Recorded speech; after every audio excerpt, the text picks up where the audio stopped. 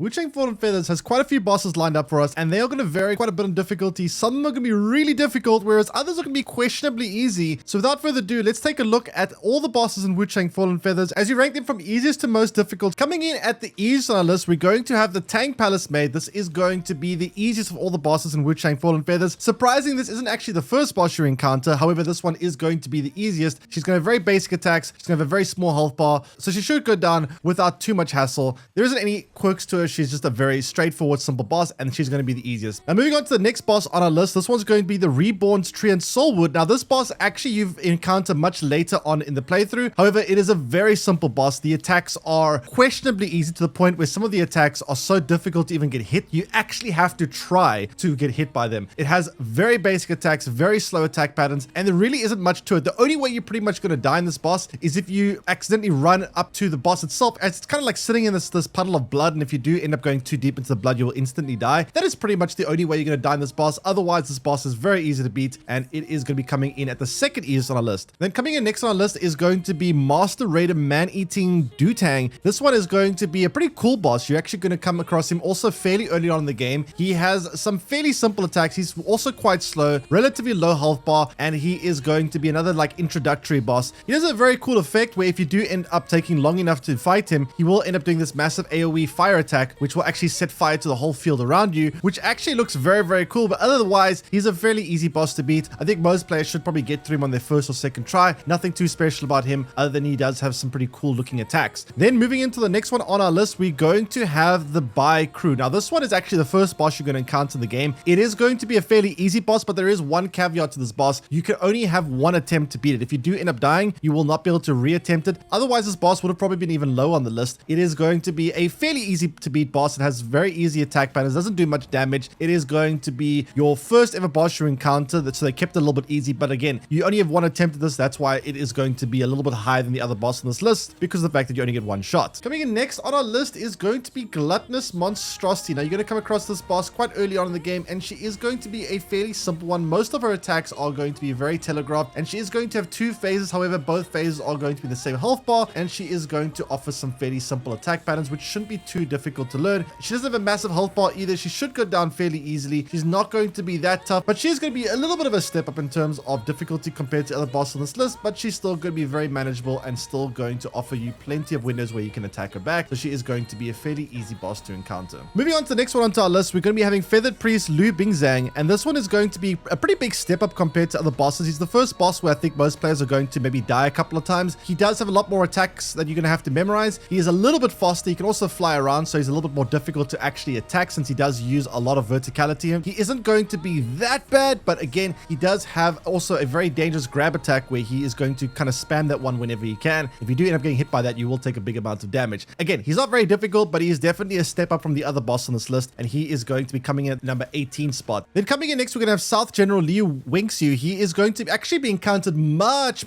later into the game. He is still going to be a fairly easy boss, however. He's going to have a fairly small health pool. He doesn't take that much damage to go down. He does do a considerable amount of damage to you if you don't have lightning protection, because most of these attacks are going to be lightning damage. However, he isn't going to be that dangerous. He is a little bit on the quicker side. He is also a humanoid character, so the fact that he is humanoid in size means you can get very easy backstabs onto him. He has some pretty forgiving openings. If you do land a heavy attack from behind, you are going to be able to stun him. That makes him a whole lot easier if you are struggling with him. He's definitely going to be a lot faster than the other boss I just mentioned, so he is going to be a little bit tricky in terms of the timings, but it is going to be fairly easy in terms of finding openings. He doesn't really attack that frequently, so you are going to have some forgiving times where you are going to be able to put some damage into him. So he's going to be next on the list. Now, coming up the next one on the list, we're going to have Mistress of the Night, Yuen. She's going to be a mid-game boss. She is definitely going to have a lot of attack patterns to learn. She has quite a large variety of attacks. She mostly makes use of frost as well as corruption. She does have some deadly attacks that can even one-shot you, especially if you're playing on New Game Plus. So you got to watch out for that, as she does pack quite a bit of a punch. She is going to be fairly exploitable. The fact that if you do end up landing a heavy attack from behind, you are going to be able to stun her, and that definitely makes her a whole lot easier, but she is going to be on the easier side. She does have two phases though. When you do end up getting to the second phase, she transforms into this wolf that does end up adding an extra layer of attacks.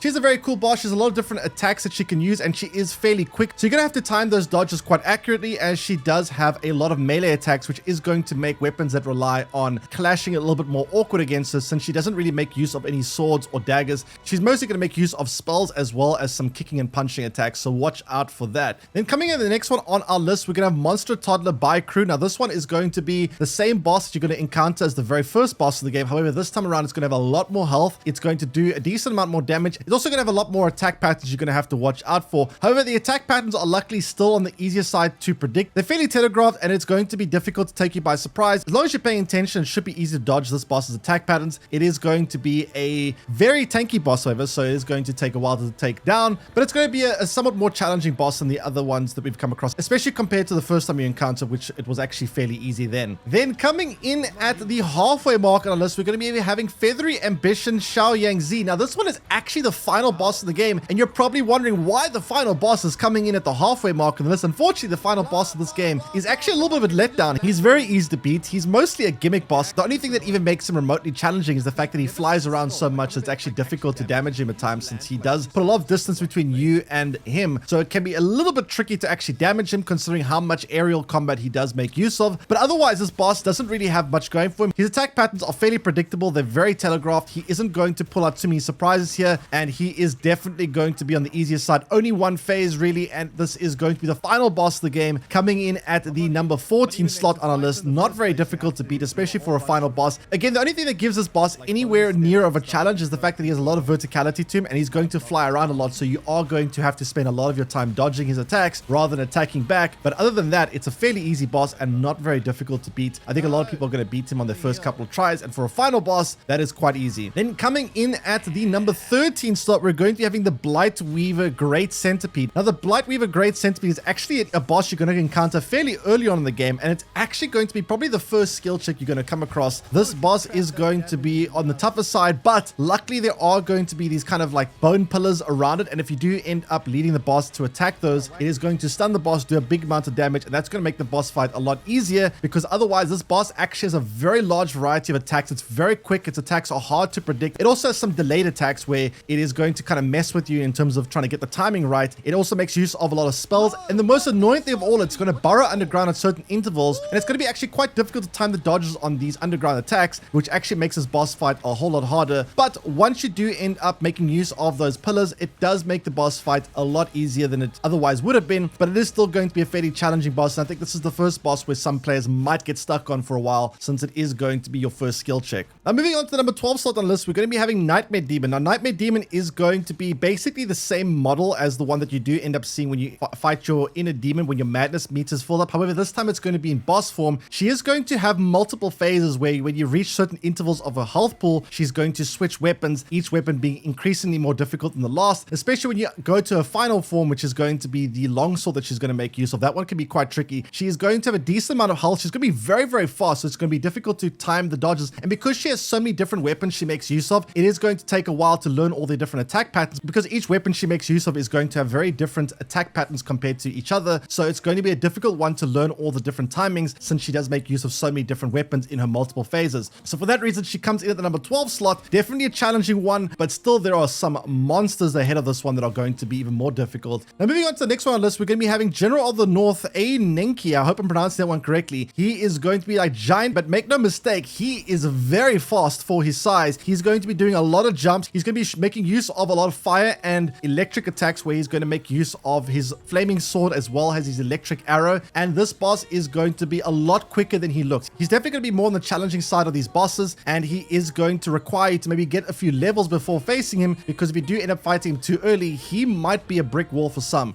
He does also have two phases. In the second phase, he's going to make use of different elemental types, and he's also going to start making use of even more dangerous attacks, so you got to watch out for that. Luckily, he's only one health bar. However, he does have two phases in that health bar, and he is going to be a fairly challenging boss for you to encounter towards the early to mid game stages of the game. However, he isn't as difficult as some of the later ones we have on the top 10 here, which are going to be far more challenging. Speaking about the top 10, let's take a look at the top 10 of this list. Coming in at number 10, Ming General Li Chengen, and this one is going to be fairly after you fight the General of the North. He's going to be kind of gatekeeping the Snowfall Palace, and he is going to be fairly challenging. He is old, but he is also, again, very, very fast. He has two phases, one health bar. He's going to be making use of multiple attacks that are going to have fairly long sequences, so you better get ready to dodge several times in a row, since he's going to be attacking relentlessly with long attack combos, which are going to require you to dodge quite a bit. He is also going to have some grab attacks, where if you do end up getting caught by those, you will do do massive damage to you, so you better watch out for that, because if you do end up getting caught in his grips, you're probably going to lose half or if not more than half of your health bar in one single hit. So you better make sure your health is always kept topped up, since he does have some attacks that might even insta-kill you. He's definitely one that a lot of players have struggled with, and for good reason, and that is why he's going to be coming in at the number 10 slot on our list.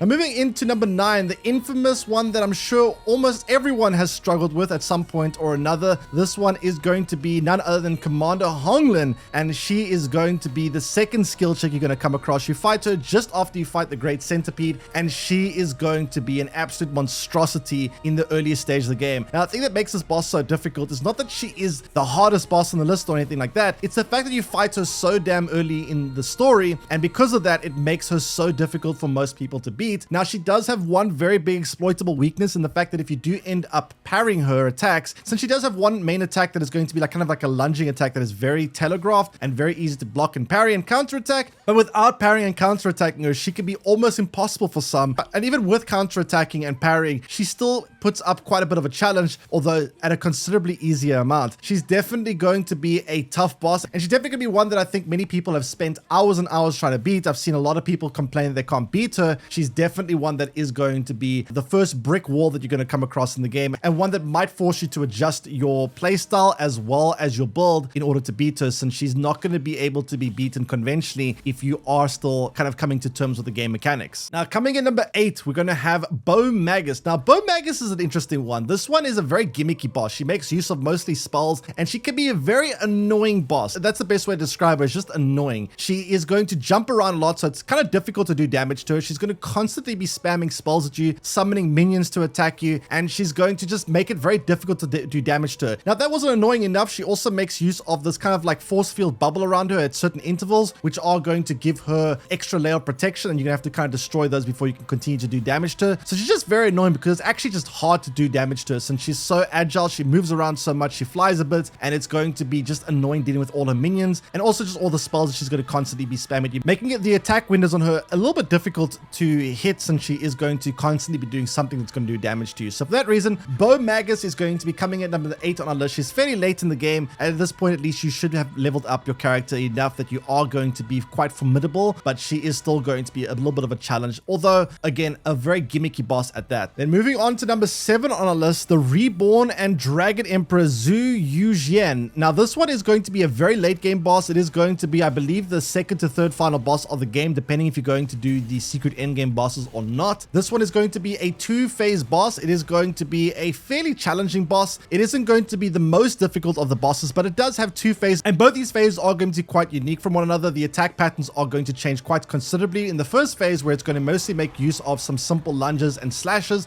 However, when you get to the second phase, everything's going to change, where this boss is going to first of all have a sword. Now he's also going to make use of a wide array of spells he's going to make use of. He's going to rain down meteorites. He's going to actually have a very annoying like lifesteal ability, where he kind of puts this force field around him, and if you don't damage him fast enough, he's going to do a considerable amount of damage to you and also heal up. However, once you understand his movesets, once you understand how to counter these gimmicks that he has, he does become considerably easier. But if you are just starting out and you don't know what all his moves are, there are quite a lot to remember, and he does have a huge variety of different attacks that he can make use of. I remember even fighting my second playthrough, I was like, wait, damn, I didn't remember him doing that attack before. And, oh, is that new? There were so many attacks that he actually ended up using on my second playthrough I didn't even see on my first playthrough. So he has quite a few attacks you're gonna have to memorize, but otherwise, once you do end up memorizing them all, once you understand how to beat him, he definitely doesn't feel as difficult anymore. But he is still a very epic boss fight, and he also is going to be a little bit on the harder side of things. Now coming at the next one on list, number 6, we're going to be having Perfect Bride and Chimera Fang Ling. She is going to be a 2-phase boss, so there aren't many of the bosses in the game that are going to have 2 phases. However, I must say her second phase is quite considerably easier than her first phase, but her first phase is going to be where all the damage is going to be coming from. This first phase is going to be where she's in a humanoid form, and she's going to have multiple attacks that are very quick, difficult to dodge. She's going to make use of this kind of dual wield sword, which can double as a scissor, and she is also going to be able to have some kind of range attacks where she shoots projectiles at you every now and then. She's going to be a difficult boss in the fact that she does a lot of damage. She also makes use of poise damage, where if you aren't careful, you are going to take a big amount of damage from that if you're not wearing armor that is going to protect you from it. So you are going to have to adjust your gear set accordingly. And again, her first phase is going to have fairly quick attacks. She's going to attack very frequently, and she's also going to do huge amounts of damage. I think this is the first boss that actually was able to take me down in just a few hits. Sometimes if you're not careful, some of her her attacks are going to one-shot you, and she is definitely going to be quite a difficult first phase boss. Her second phase though, when she does go into the monstrous form, is definitely a little bit easier, considering the fact that she isn't going to be as dangerous, she isn't going to be as up in your face as the first phase, but if you aren't careful, you can also get caught off guard by some of these attacks, and they can definitely do some big damage. But getting through that first phase is going to take some real getting used to, as her attacks are going to be very varied in the terms of their timing. Some of her attacks are going to be delayed attacks, some of them are going to be lightning fast. You're going to have to carefully watch what attack she's doing, because the timings can vary quite a bit depending on which one she makes use of. Then coming in at the top 5 on our list, the next one we're going to be having here is Bose Sorcerer. Now, Bose Sorcerer is going to be a very cool boss fight. I think this is my favorite boss fight in the game. She's going to have a 2-phase boss, but she's only going to have 1 health bar, so a single health bar, 2 phases, and she's going to have some very quick attacks. She's going to have quite a large variety of attacks she can do. She also makes use of some verticality, where she's going to attack you from afar, and she's also going to have a lot of spells that she's going to make use of, kind of like this watery bubble thing that she's going to shoot at you,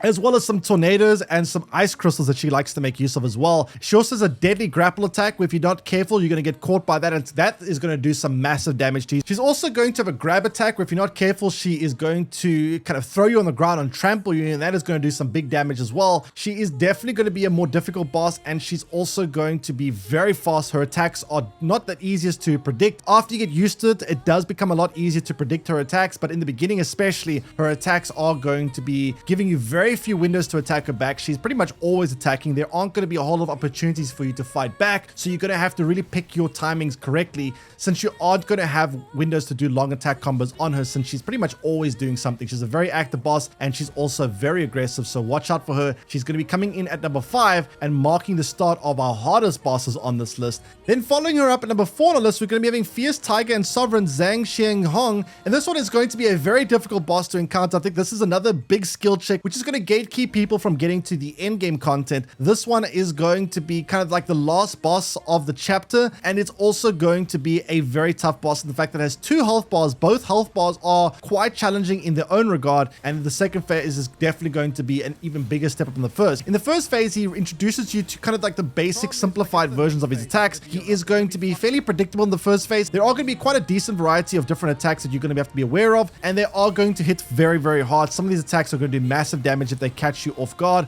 The players are going to have to make sure they are able to predict their moves, since these moves are not something that you can face tank. If you do end up taking too much damage, this fight is going to be over very, very quickly. This boss also has the tendency of knocking you down very frequently, and that makes this boss even harder, considering if you get knocked down, you're often going to get back up, and where it's just probably going to knock you back down again. And I've seen a lot of people getting stun locked by this boss because of how often you get knocked down, but it definitely makes it a lot harder. And then when you get to the second phase, everything becomes even significantly more difficult, where the boss ends up making use of a lot of verticality. It ends up having ability to start flying around, and it's also going to have a whole lot of range attacks. The boss is also going to become quite considerably harder to do damage to in the second phase, since it's going to be jumping around a lot. It's going to be making use of a lot of aerial combat, so your opportunities to do damage back to the boss are going to go down quite considerably, and this makes it a lot more difficult. Since you just got through the first phase, you probably end up using a lot of potions after the first phase, and now the second phase comes in, and you probably don't have all that much left for the second phase. So this is where the boss fight really becomes difficult, since you're going to have to do some resource management and make sure you do end up getting to the second phase with enough resources left to go, because the second phase, things are going to become a whole lot more complicated with all the extra attack patterns that the boss makes use of, as well as the fact the boss is going to be quite a lot more difficult to attack, meaning the second phase will probably last a lot longer than the first phase as well. Then moving into our top 3, we're going to be having a familiar face, Vermilion Feathers Hongland. That's right, Hongland is back again at number 3, and she's going to be quite a considerable amount more difficult than the first time you encounter. This time around, Hongland has possibly found herself some Red Bull, because she has grown herself wings for this phase, and this time she's going to be a lot more difficult. Her movesets are going to be extremely difficult to dodge, all of them. She has some attacks that are going to be borderline impossible to dodge the entire attack combo, and she's also going to be extremely quick. She's going to have a wide variety of attacks, and she's going to give very few windows where you can attack her back. This boss battle is going to test your patience. It's also going to test your build, because she is going to be a 2-phase boss, 1 health bar, and her second phase, if you thought the first phase was bad, her second phase is going to ramp all her moves up to 11, where she is pretty much just going to attack endlessly and give you practically no windows where you can safely attack her. The only saving grace you're going to have for this boss battle is that she is going to periodically do like this crashing down attack, where it will give you a little bit of a window where you can do a backstab on her. If you can land that, you might be able to stun her, which will give you some time to do some big damage into her. But outside of that little window that she provides, there are going to be very few opportunities where you can attack her back. She has a mix of range attacks as well as melee attacks. She's going to often shoot little projectiles at you, and while the projectiles are heading towards you, she's going to then move in to do melee attacks. You're going to have to kind of dodge both attacks at the same time, and it's going to make things very, very tricky to dodge. She's going to hit hard and she's going to hit fast, and therefore she's going to be sitting at number 3 on our list. Definitely a boss I think a lot of players are going to take a while to beat. She's definitely going to be difficult to beat here.